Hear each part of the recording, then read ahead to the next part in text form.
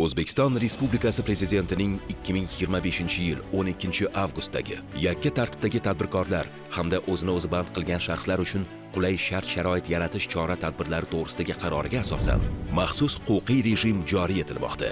Avvalo, raqamli platforma yaratiladi. Unda barcha zarur xizmatlar qamrab olinadi. Tadbirkorlikning yaxlit raqamli ekotizimi ishlab chiqiladi. Platforma orqali quyidagilar amalga oshiriladi: ro'yxatdan o'tish va ishlash, yakka tartibdagi tadbirkorlik ochish yoki o'zini o'zi band qilishni rasmiylashtirish, zarur bo'lganda faoliyatni to'xtatish nazarda tutilgan. Soliq majburiyatlarini avtomatik bajarish. Bunda hisobotlarni shakllantirish, daromadlarni deklaratsiyalash va ularni jo'natish, soliqlarni to'lash belgilangan.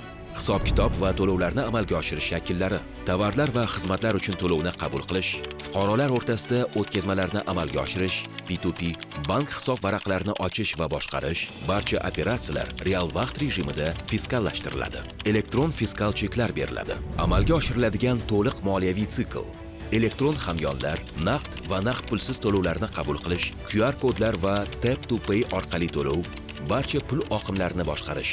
Ikkinchi, huquqiy rejimning qo'shimcha afzalliklari. Birinchidan, elektron imzosiz. Bunda biznesni ro'yxatdan o'tkazish, shartnomalar, hisob varaq fakturalar va boshqa hujjatlarni imzolash.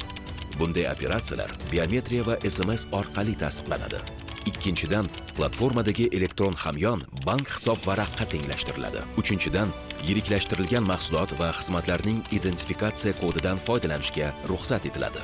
Uchinchi, mehnat munosabatlarida joriy etiladigan tartiblar. Shu kunning o'zida ish haqi tajriba loyihasi, ishchi har kuni haq oladi. To'lov ish bajarilgan kuni kiritiladi. Yangi mexanizmni qo'llash quyidagi shartlarga asoslanadi: elektron shartnoma, elektron hamyon, soliqlarni to'lash. Tadbirkorlik subyektlari o'rtasida teng sharoitlarni ta'minlash maqsadida 2026-yil 1-yanvardan yakka tartibdagi tadbirkorlar uchun qat'iy belgilangan jismoniy shaxslardan olinadigan daromad solig'i bekor qilinadi.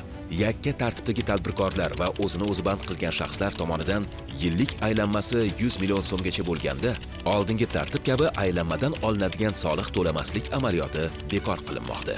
Shuningdek, 1 milliard so'mgacha daromadga ega yakka tartibdagi tadbirkorlar va o'zini o'zi band qilgan shaxslar uchun aylanmadan olinadigan soliqning pasaytirilgan stavkasi 1% miqdorida belgilanadi.